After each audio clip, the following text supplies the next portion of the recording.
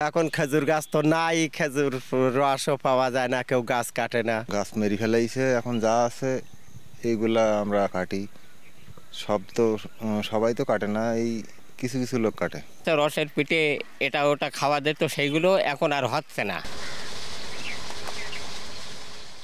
আবহমান গ্রাম বাংলার ঐতিহ্য শীত মৌসুমে গ্রাম অঞ্চলের ঘরে ঘরে খেজুরের রস সংগ্রহ করা হয়, আর সেই রস থেকে নানা ধরনের রসের পিঠা পায়েস খাওয়ার ধুম পড়ে যায়।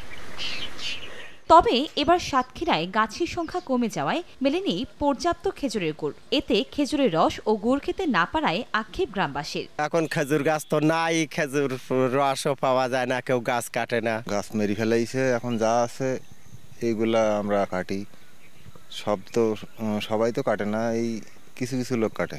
রসের পিঠে এটা ওটা খাওয়া যেত, সেইগুলো এখন আর হচ্ছে না। এদিকে গাছের অভাবের সঙ্গে এবার শীত কম হওয়ায় খেজুরের রস উৎপাদন সম্ভব হচ্ছে না বলে জানান কৃষি কর্মকর্তা।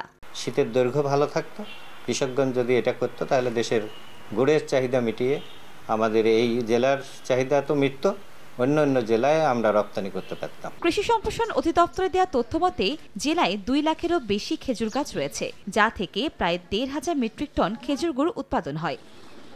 সময় সংবাদ, সাতক্ষীরা।